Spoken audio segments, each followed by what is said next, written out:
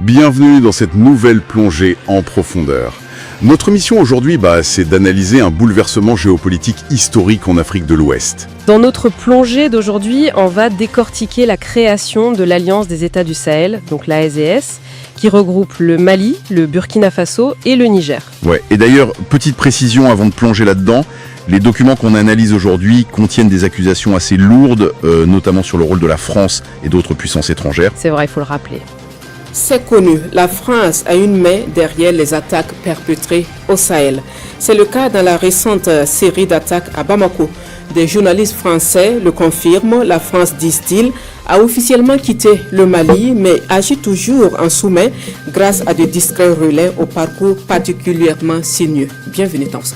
Une station de radio française, Georges Malbruno, dit ceci dans son édito. La France, en effet, Thomas, n'a pas de soldats au Mali et pourtant, d'autres militaires dans l'orbite de la France sont à l'œuvre. Il s'agit, selon une source sécuritaire française, d'unités du renseignement militaire ukrainien, le GUR, qui opèrent en coordination avec les rebelles Touaregs. Et parmi ces unités, il y a quelques dizaines d'ex-légionnaires ukrainiens, des francophones. La France joue sur le vivier des nombreux militaires ukrainiens passés par notre légion étrangère. L'implication de la France dans les récentes attaques au Mali et même bien avant n'est pas un mythe. C'est une réalité et les journalistes français eux-mêmes le disent sans réserve. La France ne digérait-elle pas son départ des pays de la Confédération AES que sont le Burkina Faso, le Mali et le Niger? Quant aux Ukrainiens et à nous autres Français, on veut faire mordre la poussière aux supplétifs russes, les ex de la milice Wagner, renommés l'Afrika Korps, qui ont tout fait pour nous faire partir d'Afrique. C'est un partage d'intérêts, alors que les rebelles Touaregs ont une ancienne relation avec les services de renseignement français au Sahel. Voilà clairement définies les intentions de la France et de ses alliés dans une zone où les populations décident de prendre leur destin en main et de tracer elles-mêmes la voie de leur développement. Une fois de plus, ces journalistes le révèlent, ce n'est pas la première fois que les Ukrainiens sont en première ligne dans le Sahel.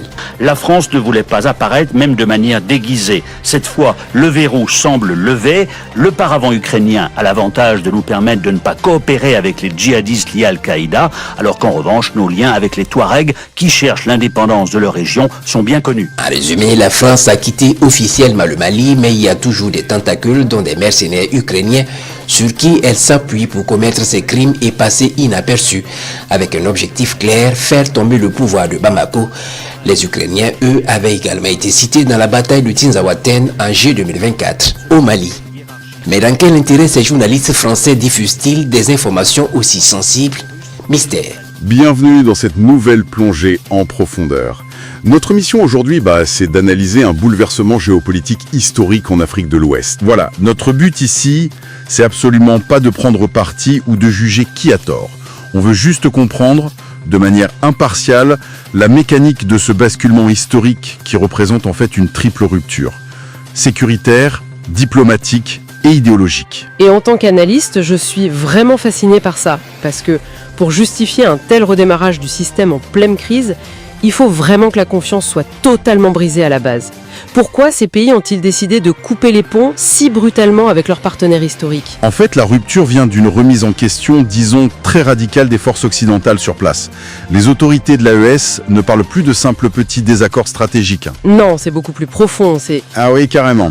Elles portent des accusations d'ambiguïté et perçoivent même parfois une complicité des forces extérieures avec les menaces locales.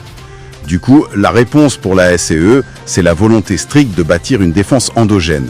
Gérer la sécurité par eux-mêmes, quoi. D'accord, mais endogène, ça fait très joli sur le papier.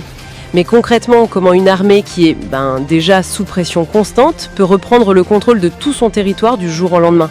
Je veux dire, sans que le front s'effondre complètement. Et c'est là que la théorie se cogne à la réalité. Ce besoin de ne pas s'effondrer a provoqué la recherche immédiate de nouveaux alliés. Et le premier acte de ce séisme diplomatique, ça a été un truc énorme. Ils ont quitté la CEDEAO pour former un bloc autonome. Attends. Quitter la CEDEAO? Mais c'est le pilier économique et politique de la région. Quitter ça, c'est pas un peu un suicide économique juste pour faire passer un message politique? Ça montre bien à quel point la rupture se vaut totale. Pour ces États, rester dans la CEDEAO, c'était subir l'influence indirecte des partenaires occidentaux qu'ils venaient juste d'expulser.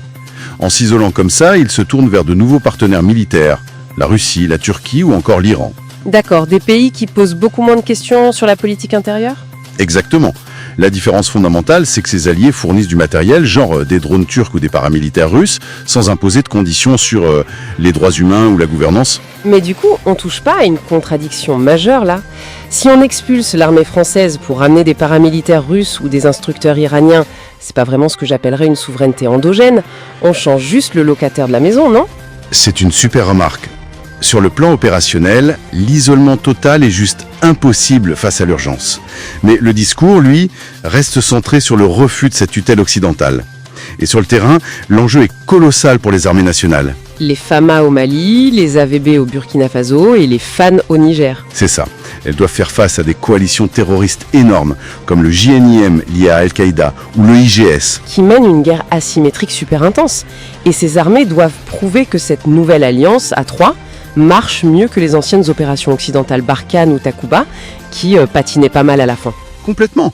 Et pour compenser cette difficulté militaire, il y a le front intérieur qui joue un rôle clé. L'opinion publique locale soutient massivement cette transition. C'est vrai que le sentiment anti-occidental s'agit comme un ciment social incroyable. Ah ben totalement. Pour une grande partie de la population, c'est plus du tout une opération de maintien de la paix.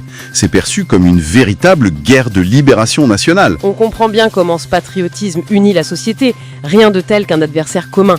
Mais le patriotisme, ça repousse pas les attaques. On peut vraiment se demander combien de temps ce soutien tiendra si la sécurité s'améliore pas dans les villages, quoi. L'espace AES est vraiment sur une ligne de crête. C'est un équilibre ultra précaire entre l'urgence absolue de stabiliser cette menace terroriste et cette volonté farouche de couper avec ce qu'il voit comme du néocolonialisme. Ce qui soulève d'ailleurs une dernière réflexion, assez vertigineuse pour ceux qui nous écoutent. Vas-y, je t'écoute. Si ce modèle d'autodétermination stricte avec tous ses risques arrive effectivement à pacifier le Sahel, là où des décennies d'interventions extérieures ont échoué, est-ce que ça pourrait pas inspirer d'autres régions du monde à déconstruire massivement leurs propres alliances historiques ? C'est une vraie question. Si ce redémarrage système fonctionne sous les balles, l'architecture mondiale de la sécurité pourrait bien devoir revoir tous ses codes. Une réflexion qu'on laisse en suspens pour clôturer cette analyse approfondie.